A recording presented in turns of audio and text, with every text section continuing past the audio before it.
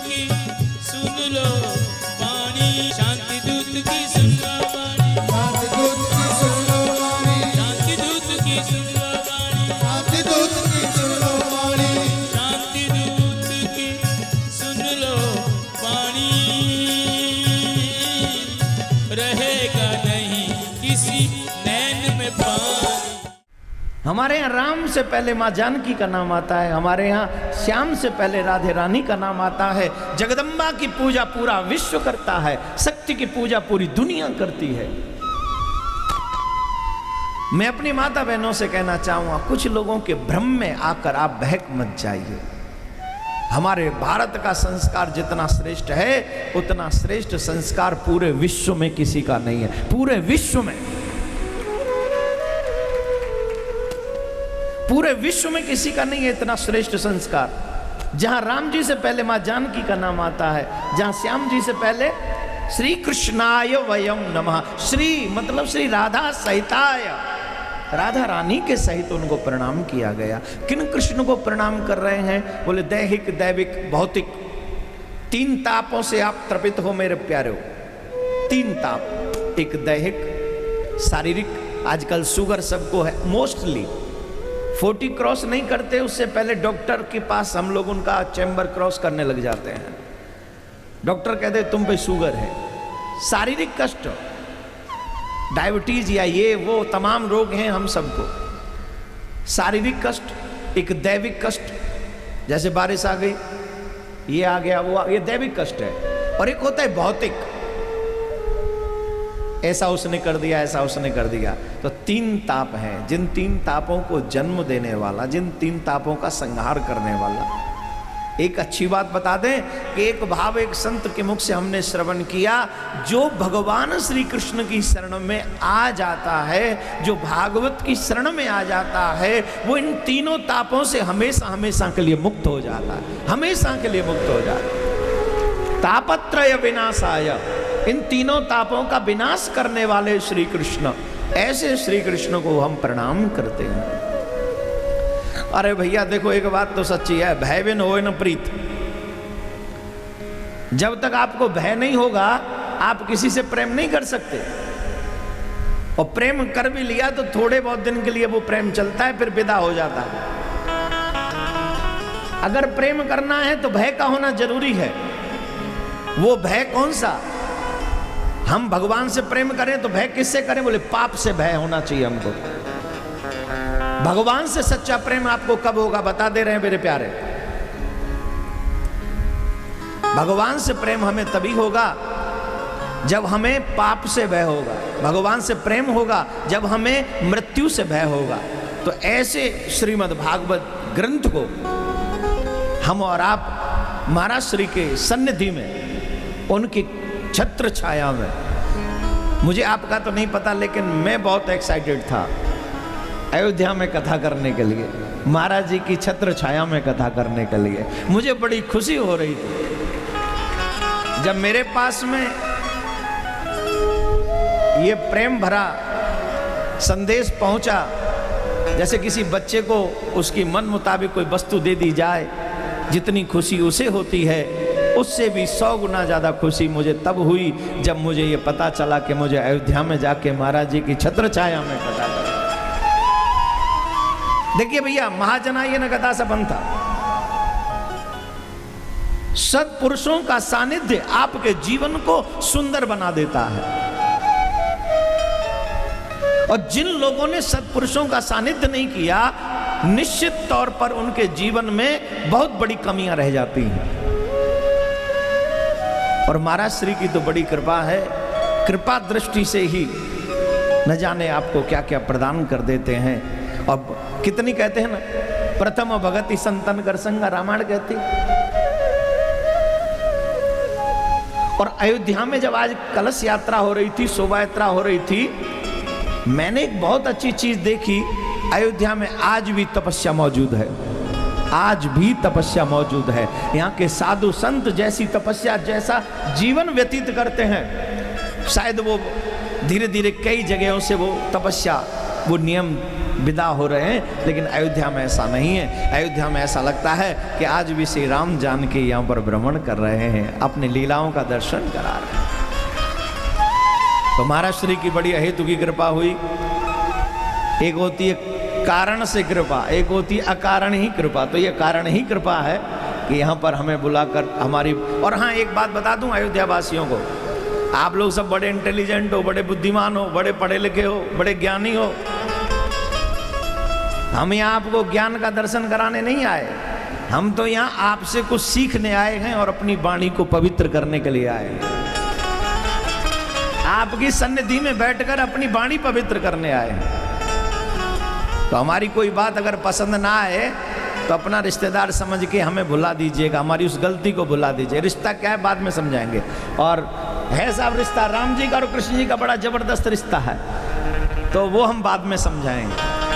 और महामहिम श्री राम नायक जी, उनकी भी बड़ी हमारे साथ में स्नेह है। आपने सबने देखा कि वो वृंदावन में भी पधारे, मुंबई में भी वो हमारी कथा में उनका एक स्वभाव है, धर्म का स्वभाव है। एक होता है धर्म में दिखावा करना, एक होता है धार्मिक स्वभाव होना। तो मैं महामहिम साहब के लिए इतना कहूंगा कि वो दिखावा नहीं करते धर्म के लिए, उनका स्वभाव ही है धर्म करना और वहां पर पहुंच जाना। तो साधुवाद, धन्यवाद। उपस्थित सभी संत समाज, आप सभी के श्री चरणों में नमन। यह अयोध्या ऐसी पावन भूमि है जिस पावन भूमि पर भगवान श्री राघवेंद्र के बाल चरित्र बड़े सुंदर सुंदर, उनकी लीलाएं, उनकी मर्यादाएं। भगवान राम के विषय में गोस्वामी तुलसीदास बाबा ने बड़ा अच्छा लिखा है, रामचरित अपार वारिद पार कवि कोने लयो। भगवान श्री राघवेंद्र के उन चरित्रों का पार कौन पा सकता है। मानस की चौपाई ही कहती है, नाना भांति राम अवतार। अनेक अनेक प्रकार से भगवान श्री राघवेंद्र का प्रकट हुआ है। परंतु सबसे ज्यादा सुख देने वाली बात क्या है? हो जब जब होई धर्म के हानि, बाढ़े असुर अधम अभिमानी। सिया राम जय जय राम। सिया राम जय जय राम। ओ तब तब धरे प्रभु विविध शरीरा, हरहि कृपा निधि सज्जन पीरा। राम सिया राम जय जय राम। राम सिया राम जय जय राम। ओ हरि अनंत हरि कथा अनंता, कहि सुनई बहुविध सब संता। राम सिया राम जय जय राम। राम सिया राम जय जय राम। ओ प्रथम भगति संतन कर संगा, दूसर रति मम कथा प्रसंगा। सिया राम जय जय राम। राम सिया राम जय जय राम। राम सिया राम सिया राम सिया राम। राम सिया राम सिया राम। बोलो राम सिया राम सिया राम सिया राम। बोलो राम सिया राम सिया राम सिया राम। बोलो राम सिया राम सिया राम सिया राम। बोलो राम सिया राम सिया राम सिया राम। बड़ा ही सुंदर मानस में वर्णन है। मैं ये भागवत मानस इसलिए शुरू कर रहा हूं क्योंकि मैं अवध में कथा कर रहा हूं। मैं महाराज जी के सानिध्य में, संत समाज के सानिध्य में कथा कर रहा हूं। इसलिए भागवत मानस के थ्रू, मानस से प्रारंभ करके भागवत आगे बढ़ाएं। भगवान श्री राम कोई उदाहरण देता है, बेटा हो तो कैसा, बोले श्रवण कुमार जैसा। दानी हो तो कैसा, बोले बलि जैसा। सत्यवादी हो तो कैसा, बोले हरिश्चंद्र जैसा। पतिव्रता स्त्री या जो उदाहरण पुरुषों के लिए दी जा, राजा कैसा, बोले राम जैसा। भाई कैसा, बोले राम जैसा। बेटा कैसा, बोले राम जैसा। जो अलग अलग उदाहरण हैं वो एक ही जगह पर उदाहरण है भगवान श्री राम के रूप। भगवान कौन है, बोले कि स्वयं धर्म के ही स्वरूप हैं, कोई अलग नहीं है। जितने भी एक व्यक्ति में अच्छे गुण होने चाहिए वो सब श्री राम में मौजूद है।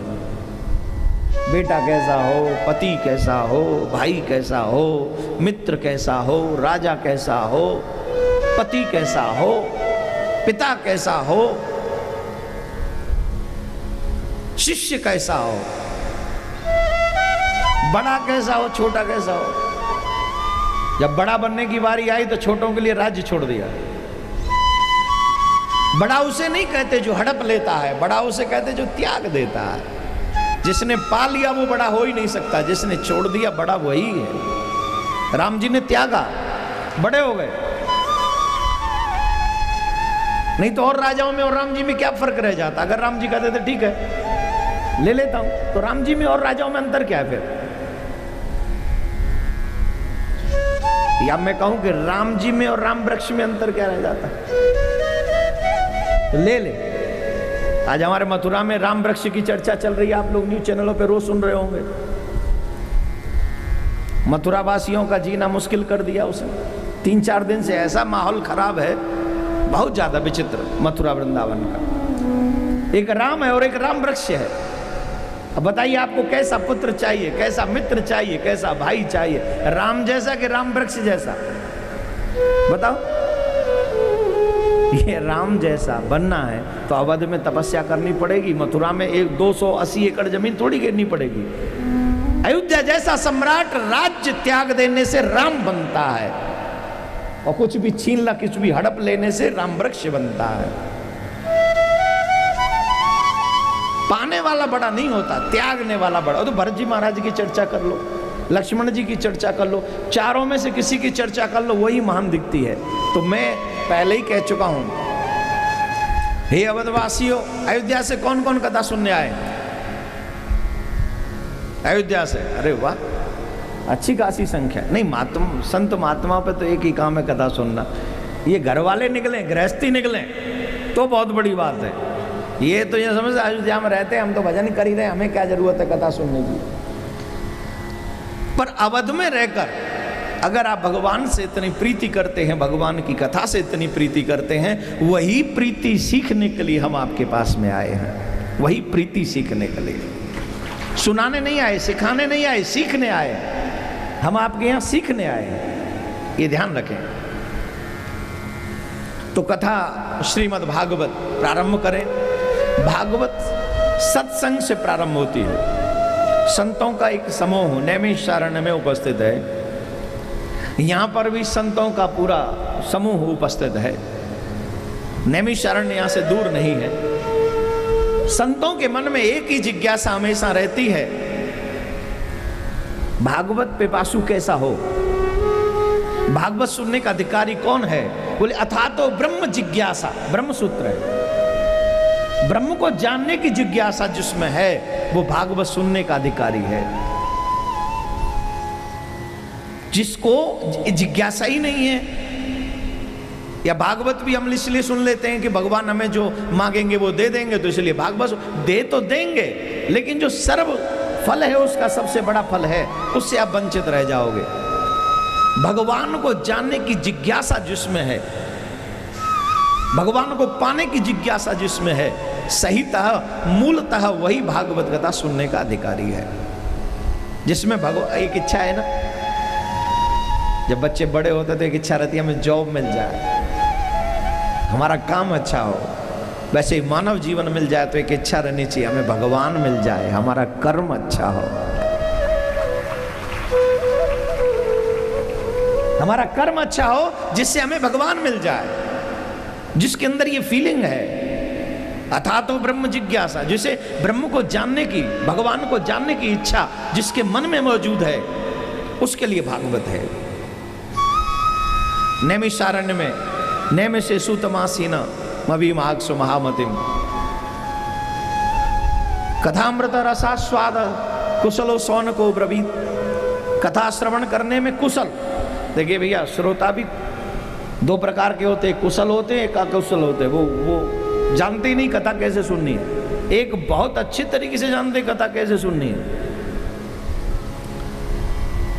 कथा में जब तक आप बैठे रहो, लुंज पुंज बन के मत बैठो, मन नहीं लगेगा। ऐसे बैठो, कथा में बैठो एकदम सावधान होके, जैसे अभी राष्ट्रीय गान के समय थे ना, एकदम सावधान। सावधान क्यों हो कि कथा सुने, कथा ही तो सुन रहे, मुंह लटका के सुन लेंगे, मुंह लटका के सुन लोगे तो तुम्हारा प्रेम जगेगा ही नहीं, क्योंकि तुम सावधान ही नहीं हो। जब भी तुम्हारे घर में कोई विशिष्ट अतिथि आता है, तुम पूर्णतः सावधान हो जाते हो। उसके आने से पहले सारी व्यवस्थाएं चकाचक हो जाती कि नहीं? क्यों हो जाती हैं? कि उनके आने तक कोई भी काम शेष न रह जाए, कोई भी कमी न रह जाए, इसीलिए ना। और फिर सुनना चाहते हो भागवत, पाना चाहते हो भगवान को, और असावधान रहोगे तो कैसे आनंद आएगा? कमी तो रह ही जाएंगी। फिर कमियां दूर करनी होंगी मेरे प्यारे, कमियों से दूर जाना होगा। सावधान होकर कथा सुने। संतों में एक वहां पर जब चर्चा हो रही, 88,000 ऋषि नैमिषारण्य में विराजमान। प्रश्न है कलयुग के लोगों का कल्याण कैसे हो? संत परमार्थी वही है जो अपने कल्याण के लिए नहीं सोचता, हमेशा दूसरों के कल्याण के लिए सोचता है। हमेशा दूसरों के कल्याण के लिए उसका चिंतन प्रारंभ रहता है, निरंतर चलता रहता है। अभी भी यहां कथा हो रही है, किसके लिए? बोले आप सबके लिए तो हो रही है। ये संतों का ही कृपा है जो आप सबको यहां फलीभूत होकर प्राप्त हो रहा है। ये संतों की अहेतु की कृपा है आप सबके ऊपर। और बाहर से जितने भी जजमान लोग आए हैं, आप भाग्यशाली हैं कि महाराज श्री के सानिध्य में अवध की भूमि पर बैठकर आपको भागवत सुनने का अधिकार प्राप्त हो रहा है।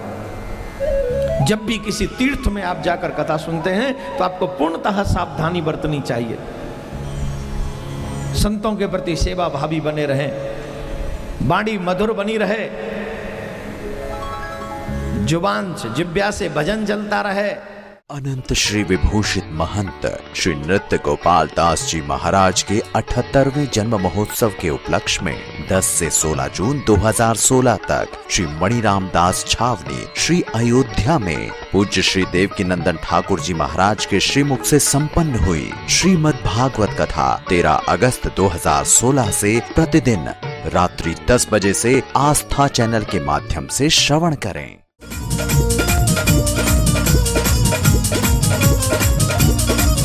प्रिया कांत युग दर्शन करने